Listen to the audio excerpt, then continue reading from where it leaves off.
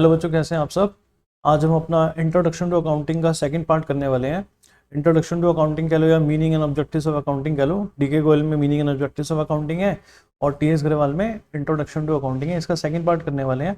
पिछले वीडियो में हमने समझा था अकाउंटिंग क्या होती है, क्यों करते हैं, और अकाउंटिंग के करैक्टरिस्टिक्स, एट्रीब्यूट्स और प्रोसेस हमने समझे थे। ठीक है, अब हम आगे के टॉपिक्स करने वाले हैं कुछ। तो हम सबसे पहले करेंगे objectives of accounting. Objectives of accounting का मतलब अकाउंटिंग का पर्पस क्या है, अकाउंटिंग का उद्देश्य क्या है। ठीक है जी, तो एक एक करके सारे ऑब्जेक्टिव समझते हैं। तो पहला ऑब्जेक्टिव है to keep systematic record of business transactions. जितनी भी ट्रांजेक्शंस होती हैं बेटे हमें सारी की सारी रिकॉर्ड करनी होती हैं। तो रिकॉर्डिंग कहाँ करते हैं, मैंने पिछले वीडियो में भी बताया था। तो रिकॉर्डिंग का जो काम होता है वो होता है जर्नल में। ठीक है जी, जर्नल के बाद जर्नल में हम पहले सारी ट्रांजेक्शंस को रिकॉर्ड कर लेते हैं। जर्नल से फिर हम लेजर में सारी ट्रांजैक्शंस को पोस्ट करते हैं। ठीक है जी, तो एक एक ट्रांजैक्शन हम रिकॉर्ड करते हैं। कोई भी ट्रांजैक्शन छूटनी नहीं चाहिए क्योंकि हर ट्रांजैक्शन हमारे लिए इंपॉर्टेंट होती है। जो भी मॉनेटरी कैरेक्टर की, जो भी मॉनेटरी टर्म से कन्वर्टेबल ट्रांजैक्शंस हैं वो सारी हम रिकॉर्ड करते हैं। अगला हमारा स्टेप है बेटा कैलकुलेट करना कि हमें प्रॉफिट्स हो रहे हैं या लॉसेस हो रहे हैं। क्योंकि अगर मैं बिजनेस कर रहा हूं तो मेरे लिए जानना बहुत जरूरी है कि मुझे प्रॉफिट्स हो रहे हैं या लॉसेस हो रहे हैं। ठीक है जी, तो ये हम कैसे निकालते हैं, हम बनाएंगे trading account and profit and loss account. ठीक है जी, क्या बनाएंगे हम, trading account and profit and loss account बनाएंगे। इसमें एक तरफ हम अपने रेवेन्यूज डालेंगे और दूसरी तरफ डालेंगे अपने एक्सपेंसेस। तो हमें पता चल जाएगा हमारे प्रॉफिट हो रहे हैं या हमें लॉसेज हो रहे हैं। ठीक है जी, प्रॉफिट एंड लॉस निकाल लिया। उसके बाद हमारा अगला ऑब्जेक्टिव क्या होता है कि हमें अपने बिजनेस की फाइनेंशियल पोजीशन जाननी होती है। और फाइनेंशियल पोजीशन में कैसे पता चलती है, हम एक और स्टेटमेंट बनाएंगे जिसका नाम है बैलेंस शीट। बैलेंस शीट से हमें हमारे बिजनेस की फाइनेंशियल पोजीशन पता चलती है क्योंकि इसमें एक तरफ एसेट्स होते हैं और एक तरफ हमारी लाइबिलिटीज और कैपिटल होती है। हमारे आज एसेट्स कितने हैं, हमारी लाइबिलिटीज कितनी, हमने बाहर वालों को कितना पैसा देना है, और हमारी कैपिटल कितनी हो चुकी है, शुरुआत कहाँ से करी थी और हम आज कहाँ पहुंच चुके हैं, ये हमें हमारी बैलेंस शीट बताती है। तो ये भी हमारा एक ऑब्जेक्टिव है, प्रॉफिट एंड लॉस जानना और बैलेंस शीट बनाना। ठीक है, फिर अगला हमारा ऑब्जेक्टिव है मैनेजमेंट को फैसिलिटेट करना। ये जो भी हम अकाउंटिंग इन्फॉर्मेशन क्रिएट करते हैं, जो भी फाइनेंशियल स्टेटमेंट बनाते हैं, इससे मैनेजमेंट को बहुत हेल्प मिलती है। मैनेजमेंट को किस लिए चाहिए होती है फाइनेंशियल स्टेटमेंट्स, डिसीजन मेकिंग के लिए। ठीक है बेटा, मैनेजमेंट को कई तरह के डिसीजंस लेने होते हैं कि भाई आगे हमें क्या करना है और आगे हम कैसे अपने बिजनेस को एक्सपैंड करें, हमें कैपिटल की कितनी रिक्वायरमेंट पड़ेगी, कहाँ से हम पैसा अरेंज कर सकते हैं, कितने हमारे कैश फ्लोज हैं। ठीक है, और कई तरह के कंट्रोल भी एक्सरसाइज करने होते हैं मैनेजमेंट को। जैसे भाई एक्सपेंसेस अगर बढ़ रहे हैं तो मैनेजमेंट को पता चलेगा यार एक्सपेंसेस तो बहुत ज़्यादा है, कुछ कंट्रोलिंग करते हैं ताकि आगे जाके हमारे एक्सपेंसेस कम हो जाए। हमें कॉस्ट भी कंट्रोल करनी होती है, एक एक प्रोडक्ट की कॉस्ट भी निकालनी होती है। तो देखना होता है कि कैसे कॉस्ट को कंट्रोल करा जा सकता है। तो वहां पर भी अकाउंटिंग ही मैनेजमेंट को हेल्प करती है। अगला ऑब्जेक्टिव है अकाउंटिंग का, ये जो इन्फॉर्मेशन हमारी आ चुकी है, जो क्रिएट हो चुकी है, इसका एनालिसिस वगैरह भी हम करते हैं। और ये जो इन्फॉर्मेशन है ना, ये हम आगे यूजर्स को प्रोवाइड करते हैं। बहुत सारे यूजर्स होते हैं जो मेरी बुक्स में इंटरेस्टेड होते हैं, इंटरनल यूजर्स और एक्सटर्नल यूजर। ये हम पढ़ेंगे अगले वीडियो में, इंटरनल एंड एक्सटर्नल यूजर्स। इसमें बेटा बहुत सारे हैं, जैसे बैंक्स हैं, गवर्नमेंट है, एम्प्लॉयज हैं, ओनर्स हैं, मैनेजमेंट है, क्रेडिटर्स हैं, इन्वेस्टर्स हैं, पोटेंशियल इन्वेस्टर्स हैं। ये सब हमारे बिजनेस में इंटरेस्टेड होते हैं और इनको हमारे बिजनेस की अकाउंटिंग इन्फॉर्मेशन, फाइनेंशियल इन्फॉर्मेशन से बहुत मतलब होता है। तो हमारा ऑब्जेक्टिव है अकाउंटिंग का इनको ये इन्फॉर्मेशन प्रोवाइड करना। अगला हमारा ऑब्जेक्टिव है कि हम अपने बिजनेस की प्रोग्रेस को देखें, साल भर साल हम आगे जा रहे हैं या पीछे आ रहे हैं, बहुत जरूरी है। तो हम पिछले साल की अपनी परफॉर्मेंस से इस साल की अपनी परफॉर्मेंस को कंपेयर करते हैं, तो हमें अपनी प्रोग्रेस भी देखनी होती है। हर बंदा चाहता है कि मैं पिछले साल से आज बेटर पे बैठा हूं और अगले साल और बेटर बैठा हूं। तो ये भी अकाउंटिंग का एक ऑब्जेक्टिव है। तो हमारे 6 ऑब्जेक्टिव हो गए अकाउंटिंग के। पहला, to keep systematic record of business transactions. अगला, प्रॉफिट और लॉस निकालना। फिर हमें अपने बिजनेस की फाइनेंशियल पोजीशन जाननी है। फिर मैनेजमेंट को फैसिलिटेट करना है ताकि मैनेजमेंट डिसीजंस ले पाए और कंट्रोल कर पाए। और अकाउंटिंग इन्फॉर्मेशन हम आगे और यूजर्स को भी प्रोवाइड करते हैं, इंटरनल और एक्सटर्नल यूजर्स हम पढ़ेंगे। और हमें अपनी प्रोग्रेस भी देखनी है कि पिछले साल से हम कितना बेटर कर रहे हैं, और अगर बेटर नहीं कर रहे हैं तो क्यों नहीं कर रहे हैं, वो सारे रीजंस भी हम ढूंढते हैं। ठीक है, तो ये हमारे अकाउंटिंग के ऑब्जेक्टिव्स हैं। इसके बाद हम आएंगे फंक्शंस ऑफ अकाउंटिंग पे। ठीक है बेटा, तो फंक्शंस की बात करते हैं हम। तो बेटा अब हम फंक्शंस ऑफ अकाउंटिंग स्टार्ट करने वाले। पहले एक बात सोचो जरा सा, अकाउंटिंग के जो ऑब्जेक्टिव्स हैं, जिस उद्देश्य से आप अकाउंटिंग कर रहे हो, वही तो आप काम करोगे, तो आपको फंक्शन से मिलते जुलते लगेंगे, क्योंकि जिस पर्पज से मैं अकाउंटिंग कर रहा हूं वही तो मैं काम करूंगा अकाउंटिंग करने के बाद। ठीक है, तो फंक्शंस क्या है हमारे अकाउंटिंग के? देखिए पहला है वही है maintaining complete and systematic accounting records. तो हमें हर चीज का, सारी ट्रांजेक्शन्स हमें रिकॉर्ड करनी है, all the transactions we have to record. ठीक है जी, ट्रांजेक्शन्स रिकॉर्ड करने के बाद अगला हमारा क्या फंक्शन है? फाइनेंशियल स्टेटमेंट्स बनाना। फाइनेंशियल स्टेटमेंट्स में मैंने पिछले वीडियो में भी बनाया था बेटा, हम बनाएंगे trading account, profit and loss account, and अभी मैंने बताया थोड़ी देर पहले balance sheet.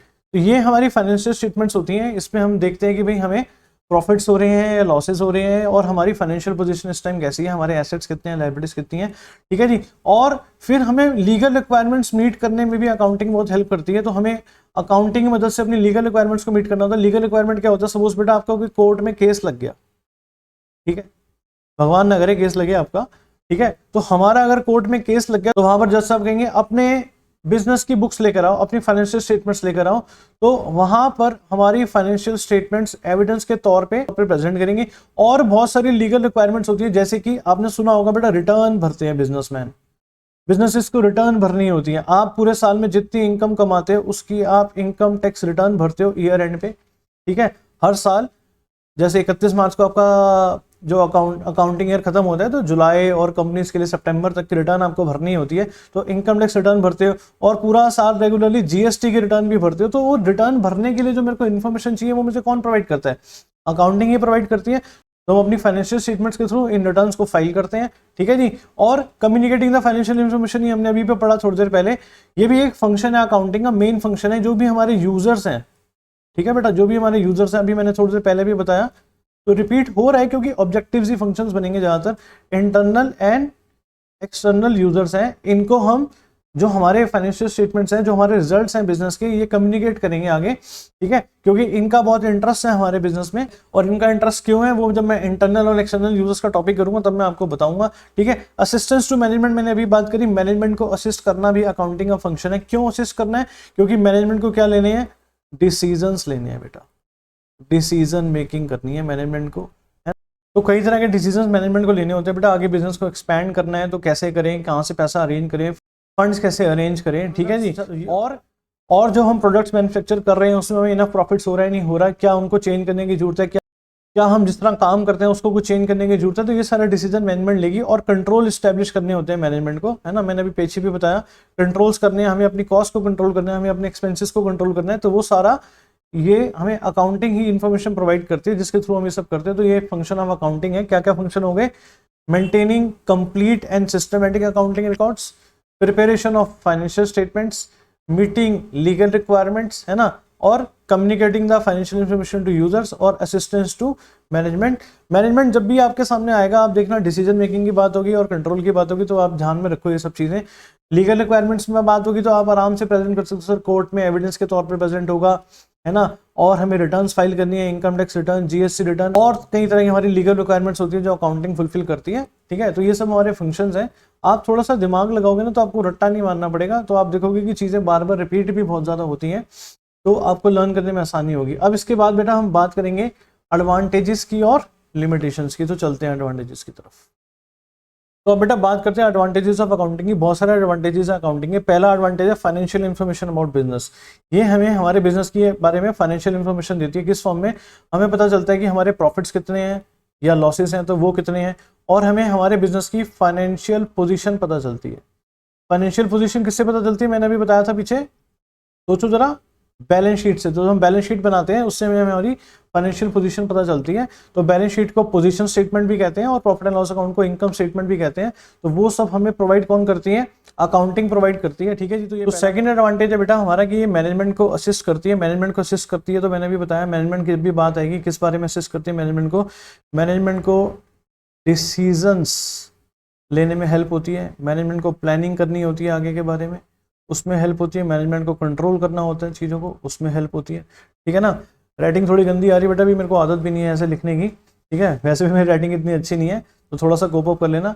Decision making, planning और कंट्रोल धीरे धीरे थोड़ी बेटर हो जाएगी, अच्छी तो नहीं कहूँगा, थोड़ी बेटर हो जाएगी। ठीक है, अगला एडवांटेज क्या अकाउंटिंग है? Replaces memory. देखो बेटा, जब आप हर चीज़ को रिकॉर्ड कर लेते हो, है ना।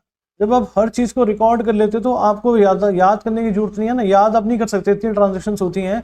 आप सुबह की ट्रांजेक्शन दिन में अगर 50-100 ट्रांजेक्शन में आपको दे दो ना, आप रात को नहीं याद कर पाओगे, मिक्सिंग कर दोगे, ज्यादा से ज्यादा भूल जाओगे। तो जब हम रिकॉर्ड ही कर लेते चीजों को साथ साथ, मुझे याद रखने की जरूरत नहीं है, मुझे है ना अपनी याददाश्त पे, अपने दिमाग पे जोर देने की जरूरत नहीं है। जैसे जैसे चीजें होती जा रही हैं उनको रिकॉर्ड करते जाओ, और रिकॉर्डिंग आपकी प्रॉपर होगी तो आगे का काम तो हो ही जाएगा, ठीक है जी। तो मेमोरी को रिप्लेस कर देती है अकाउंटिंग।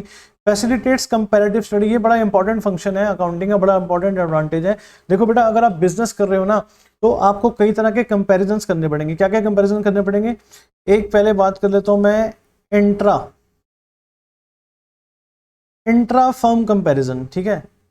इंट्रा का मतलब होता है विद इन द ऑर्गेनाइजेशन। जब आप अपनी कंपनी के रिजल्ट्स अपनी कंपनी के पिछले साल के रिजल्ट से कंपेयर कर रहे हो, उसको कहते हैं इंट्रा फर्म कंपैरिजन। जैसे आपकी कंपनी है, क्या है, बाटा। बाटा जब अपने बाटा से ही अपने रिजल्ट्स को कंपेयर कर रही है ना। तो जब बाटा अपने साल के अपने रिजल्ट्स को कंपेयर करेगी तो पिछले साल के रिजल्ट्स को इस साल से कंपेयर करेगी, पिछले क्वार्टर के रिजल्ट्स को इस क्वार्टर से कंपेयर करेगी। तो वो होती है इंट्रा फर्म कंपैरिजन। कहां से हमें मिलेगी ये एडवांटेज? क्यों है? क्योंकि अकाउंटिंग ही तो चीजें हमें प्रोवाइड कर रही है। दूसरा कंपैरिजन होता है बेटा इंटर फर्म। इंटर का मतलब होता है अपनी कंपनी से बाहर चले जाओ, आप अपनी कंपनी को आप दूसरी कंपनी से कंपेयर करोगे। आपके स्कूल में होता होगा इंटर स्कूल कंपटीशन, तो इंटर स्कूल कंपटीशन में दूसरे स्कूल के बच्चे आते हैं ना। इंटर स्टेट बस टर्मिनल है, आईएसबीटी बस अड्डा, इंटर स्टेट, वहां पे दिल्ली से आपको पंजाब के लिए बसेस मिलेंगी, आपको राजस्थान के लिए बसेस मिलेंगी, आपको और स्टेट्स के लिए बसेस मिलेंगी। तो इंटर का मतलब होता है बाउंड्रीज को क्रॉस कर जाना, इंटरनेट सारी बाउंड्रीज को क्रॉस कर जाते। तो इंटर फर्म कंपैरिजन मतलब जैसे बाटा अपने रिजल्ट्स किससे कंपेयर कर रही है, सपोज लिबर्टी से कर रही है ना, पूमा एडिडास से कर रही है, तो ये है इंटर फर्म कंपैरिजन। तो ये एडवांटेज क्यों अकाउंटिंग है? क्योंकि अकाउंटिंग हमें ये चीजें रिकॉर्ड्स फैसिलिटेट करती है जिससे हम कंपेयर कर पाते हैं। Facilitate settlement of tax liabilities. देखो बेटा, आप बिजनेस कर रहे हो, पैसा कमा रहे हो, तो टैक्स तो आपको जमा करवाना पड़ेगा। बट टैक्स जमा कराने की इन्फॉर्मेशन आपको कहां से मिलेगी? कितना टैक्स जमा करवाना है, कौन प्रोवाइड करेगा? अकाउंटिंग। तो उसके बेसिस पे आप अपना इनकम टैक्स जमा कराओगे, है ना, आप जीएसटी जमा करवाओगे जो भी गवर्नमेंट को देना है आपने, और रिटर्न्स भी भरोगे इसी के बेसिस पे, ठीक है जी। तो कल को कोई केस भी लग जाता है, कोई स्क्रूटनी में लग जाती है, तो वहां पर भी अकाउंटिंग रिकॉर्ड्स प्रेजेंट होते हैं, तो वहां पर भी हमें अकाउंटिंग ही असिस्ट करती है, हमारे फाइनेंशियल स्टेटमेंट से हमें हेल्प करते हैं, ठीक है बेटा। अगला एडवांटेज है फैसिलिटेटिंग लोन्स। देखो बेटा, अगर मेरे को लोन चाहिए ना तो बैंक वाले मेरी शक्ल देख के तो लोन दे नहीं देंगे, वो कहेंगे जी, और ना मेरी हेल्थ देख के दे देंगे, वो कहेंगे हमें आपके बिजनेस की हेल्थ देखनी है, हमें आपकी बिजनेस की परफॉर्मेंस देखनी है, उसके बेसिस पर हम आपको लोन देंगे। तो परफॉर्मेंस कहां से पता चलेगी? मेरे वो पिछले कुछ सालों के profit and loss account check करेंगे। और हेल्थ कैसे पता चलेगी? वो मेरे पिछले कुछ सालों की बैलेंस शीट देखेंगे, ठीक है जी, कि मेरी फाइनेंशियल पोजीशन कैसी है, मेरे एसेट्स कितने हैं, है ना। अगर मेरे को लॉन्ग टर्म कुछ बड़ा लोन लेना तो मेरे को सिक्योरिटी भी रखनी पड़ सकती है, तो मेरे एसेट्स जो मेरी बैलेंस शीट्स बताएंगी, मेरे जो फाइनेंशियल स्टेटमेंट बताएंगी, वहीं से तो बैंक को पता चलेगा कितने इनके एसेट्स हैं, कि सिक्योरिटी ये रखी जा सकती है नहीं रखी जा सकती, उसके बेसिस पे लोन दिया जा सकता है नहीं दिया जा सकता। तो वहां पर भी कौन हमें हेल्प कर रहा है? अकाउंटिंग हेल्प कर रही है। तो लोन लेना है तो भी अकाउंटिंग हेल्प कर रही है, लोन लिया हुआ है ऑलरेडी तो भी बैंक हमारी फाइनेंशियल स्टेटमेंट रेगुलरली चेक करता रहेगा कि भाई मेरा प्रिंसिपल और जो वो इंटरेस्ट है वो सेफ है या नहीं है, आगे मुझे कोई दिक्कत तो नहीं आने वाली। तो वहां पर भी अकाउंटिंग हमें हेल्प करती है। बाकी कुछ एडवांटेजेस और है, मैं अभी बात करता हूँ, नेक्स्ट पेज पे आते हैं, ठीक है। अब अगला एडवांटेज क्या है? Evidence in court.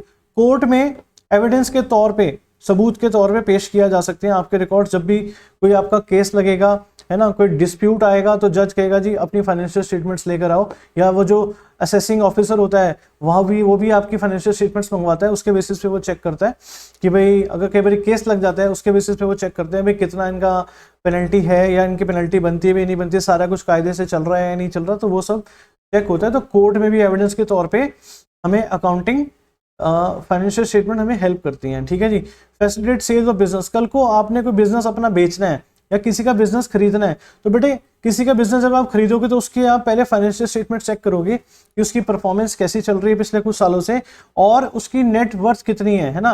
तभी आप उस बिजनेस का परचेज प्राइस निकाल पाओगे। आप देखोगे उसके एसेट्स कितने के हैं और लाइबिलिटीज कितने की है, उनकी नेट वर्थ कितने की है, तो वहां पर भी अकाउंटिंग हमें हेल्प करती है, ठीक है ना। तो अगर आपको परचेज प्राइस निकालना है, ठीक है, या आपको बिजनेस की नेट वर्थ पता करनी है, या आपके बिजनेस की किसी को पता करनी है तो वो आपकी फाइनेंशियल स्टेटमेंट्स देखेगा, ठीक है। Assistant in the event of insolvency, insolvency होता है बेटा दिवालिया घोषित हो जाता है बंदा, जब भगवान न करे कोई हो, तो अगर कोई बिजनेस दिवालिया घोषित हो गया तो इंसॉल्वेंसी की प्रोसीडिंग्स चलती हैं, तो वहां पर वो कई आपके पास के रिकॉर्ड से इन्फॉर्मेशन मांगते हैं, तो वो इन्फॉर्मेशन कौन प्रोवाइड करता है, अकाउंटिंग ही प्रोवाइड करती है। तो वहां पे आपके सारे रिकॉर्ड्स मेंटेन होते हैं, तो आपको जैसे जैसे वो मांगते हैं वैसे वैसे रिकॉर्ड्स वहां पर प्रेजेंट करने होते हैं, ठीक है। तो इंसॉल्वेंसी में भी आपको अकाउंटिंग बहुत असिस्ट करती है। पार्टनरशिप अकाउंट्स में बहुत हेल्प करती है। 12th में आप पढ़ोगे पार्टनरशिप अकाउंट्स बहुत डिटेल में, वहां पे बहुत सारे चैप्टर आप पढ़ोगे पार्टनरशिप से रिलेटेड। एडमिशन, जैसे सपोज कोई नया पार्टनर आ रहा है तो वो आपके पहले फाइनेंशियल स्टेटमेंट्स देखेगा, तभी आपके बिजनेस में इंटरेस्ट दिखाएगा वो, फिर ही वो सोचेगा कि मुझे आपका बिजनेस ज्वाइन करना है नहीं करना। रिटायरमेंट, कोई पार्टनर अगर रिटायर हो रहा है तो हमें उसका हिसाब किताब करना होता है, उसकी कैपिटल और जो भी उसकी चीज़ें बनती हैं, रिजर्व्स वगैरह जो भी उसका पैसा बनता है वो हमें उसको वापस करना होता है। तो वो इन्फॉर्मेशन में हमें कौन प्रोवाइड करती है, अकाउंटिंग प्रोवाइड करती है। फिर डेथ एक चैप्टर है पार्टनरशिप में, डेथ है, किसी पार्टनर की डेथ हो जाए तो उसका हिसाब किताब करने के लिए भी कहाँ से हमें इन्फॉर्मेशन मिलती है, अकाउंटिंग से इन्फॉर्मेशन मिलती है। फिर है डिसोल्यूशन, सपोज आप अपना बिजनेस बंद करना चाहते हो, है ना, तो उस टाइम पर हमें अपने एसेट्स को बेच के लाइबिलिटीज को पे ऑफ करना होता है, तो सारी इन्फॉर्मेशन तब भी हमें कहाँ से प्रोवाइड होती है, अकाउंटिंग से प्रोवाइड होती है। तो बहुत सारे एडवांटेजेस हैं अकाउंटिंग के, ठीक है। तो पहला एडवांटेज क्या था, फाइनेंशियल इन्फॉर्मेशन अबाउट बिजनेस, हमें बिजनेस की पूरी इन्फॉर्मेशन मिलती है। मैनेजमेंट को असिस्ट करती है डिसीजंस लेने में, प्लानिंग करने में। मेमोरी को रिप्लेस कर दिया इसने, हमें कुछ भी अब सब कुछ हम जब रिकॉर्ड कर रहे हैं तो हमें कुछ याद करने की जरूरत नहीं है। कंपैरेटिव स्टडी मैंने भी बहुत डिटेल में बताया, intra firm and inter firm comparison. Tax liabilities को सेटल करने में हेल्प होती है। इनकम टैक्स आपको पे करना है, आपको जीएसटी पे करना है, जीएसटी की रिटर्न फाइल करनी है, इनकम टैक्स रिटर्न फाइल करनी है, तो वो सारा कुछ कौन प्रोवाइड करेगा, किसके बेसिस पे करोगे आप, अपने अकाउंटिंग रिकॉर्ड्स के बेसिस पे करोगे, ठीक है बेटा। फैसिलिटेटिंग लोन्स, लोन आपको लेना है, लोन ऑलरेडी लिया हुआ है तो भी बैंक्स को और लेंडर्स को आपकी फाइनेंशियल स्टेटमेंट्स देखनी है, तो अकाउंटिंग सब हमें प्रोवाइड करती है। सातवां, अभी हमने बात करी, कोर्ट में एविडेंस के तौर पे पेश हो जाएगा, कभी झूठ पड़े तो आपकी फाइनेंशियल स्टेटमेंट्स अकाउंटिंग प्रोवाइड करेगी जो वहां पर प्रेजेंट होंगी। बिजनेस अगर आपको सेल करना है, किसी का बिजनेस खरीदना है, तो भी आप अकाउंटिंग रिकॉर्ड्स ही चेक करोगे, उसी बेसिस पर डिसीजन लोगे कि लेना है या नहीं लेना, उसकी नेटवर्थ कितनी है, ठीक है जी। और इंसॉल्वेंसी प्रोसीडिंग्स अगर चलेंगी तो भी अकाउंटिंग से ही हमें इन्फॉर्मेशन मिलेगी, जो भी हमसे इन्फॉर्मेशन मांगेंगे हम अपने अकाउंट्स अपने रिकॉर्ड से ही प्रेजेंट कर करके उनको देंगे।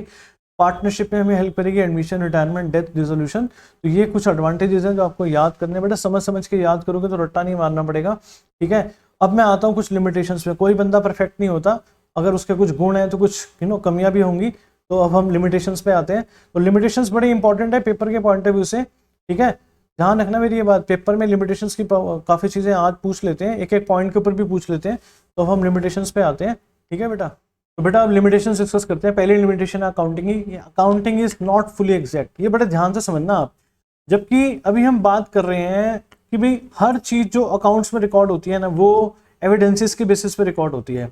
जैसे परचेज रिकॉर्ड करनी है तो परचेज बिल के बेसिस पे रिकॉर्ड होगी, सेल रिकॉर्ड करनी है सेल बिल के बेसिस पे रिकॉर्ड होगी, है ना, कैश मेमोस के बेसिस पे रिकॉर्ड होगी, कोई भी रिसिप्ट है तो रिसिप्ट जनरेट होगी। तो हर चीज वेरीफाइबल एविडेंसेस के बेसिस पे रिकॉर्ड होती है। पर फिर भी बेटा कुछ चीजें ऐसी हैं जहां पे ना आपको एस्टिमेट करने पड़ती हैं, जहां पर एस्टिमेट्स आ जाते हैं। जब एस्टिमेट्स आ जाते हैं तो एस्टिमेट तो बेटा सही भी हो सकता है और गलत भी हो सकता है ना।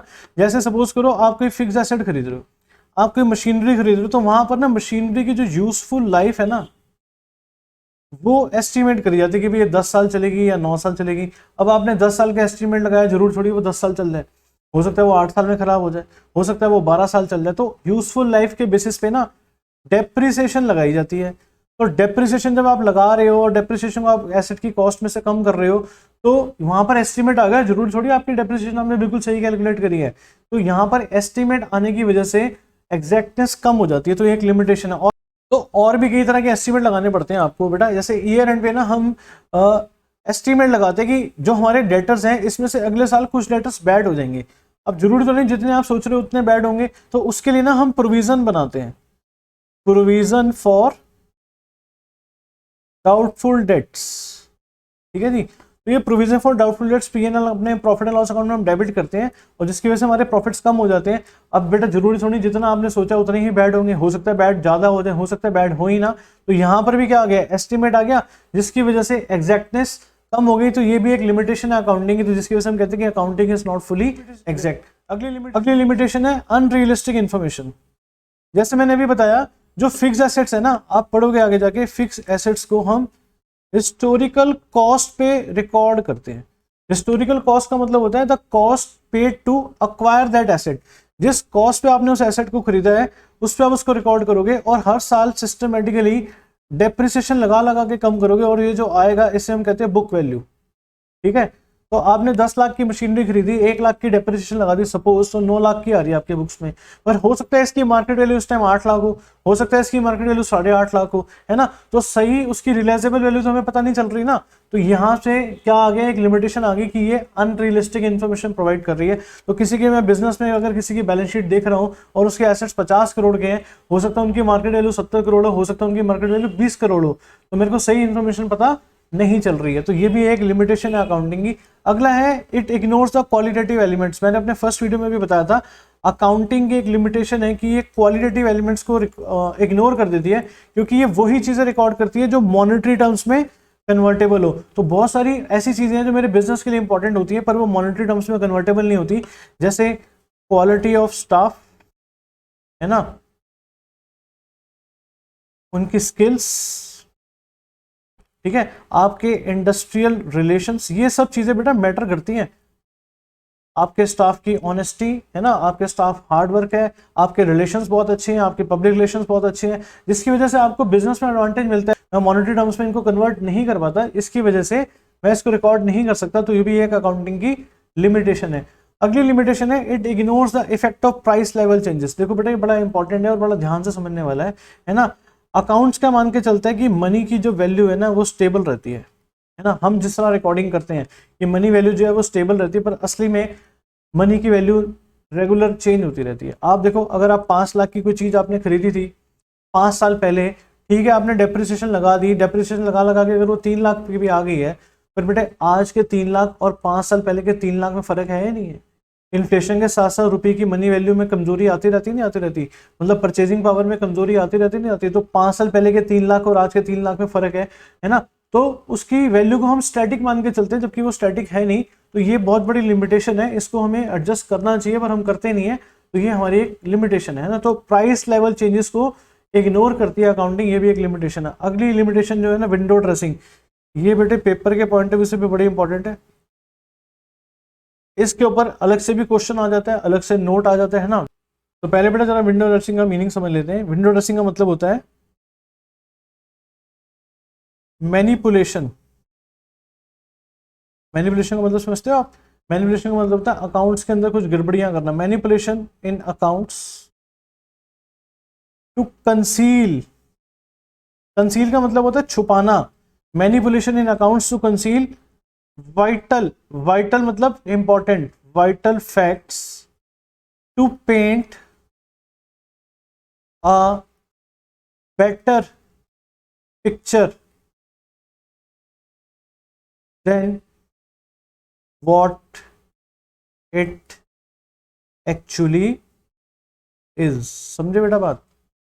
Manipulation in accounts to conceal vital facts to paint a better picture than what it actually is. इसका मतलब अकाउंट्स के अंदर गड़बड़ियां करना और जैसी आपकी पोजीशन है उससे बेटर पोजीशन दिखाना, है ना, ताकि भाई लोग झांसे में आ जाएं। आपने कभी सुना होगा, देखा होगा, जब रिश्ता करने जाते हैं लड़का लड़की वहां पे बैठे होते हैं ना, दोनों की फैमिलीज बैठी होती हैं, तो वहां पे समोसे आते हैं, लड़की वाले कहते हैं लड़की ने बनाए ये समोसे, और शादी के बाद पता चलता है जी बीकानेर हलवाई से आए थे। समोसे बनाने तो आते ही नहीं, समोसे का खाना बनाना भी नहीं आता लड़की को। ऐसे लड़के वाले भी कई झूठ बोलते हैं, लड़का बहुत सही है जी, बड़ा फिट है जी, कुछ नहीं करता, ना दारू पीता, ना शराब पीता, ना, है ना सिगरेट पीता, और इसकी सैलरी 1 लाख रुपये, बाद में पता चलता है जी 40,000 रुपये कमाता है, सिगरेट भी पीता है, शराब भी पीता है, दोस्तों के साथ भी घूमता रहता है ना, तो घर पे भी नहीं टिकता, हमेशा बाहर ही घूमता रहता है। तो ये होता है जी to paint a better picture than what it actually is. ऐसे ही अकाउंट्स में भी ऐसे ही होता है, जब हमें लोन लेना है ना, तो हम बैंक वालों को कहते हैं देखो जी हम तो, लोग क्या करते हैं अकाउंट्स में मैनिपुलेशन कर देते हैं कुछ, है ना, ऐसे कुछ ट्रांजेक्शन्स को ऐसे रिकॉर्ड करते हैं कि हमारे प्रॉफिट जो है वो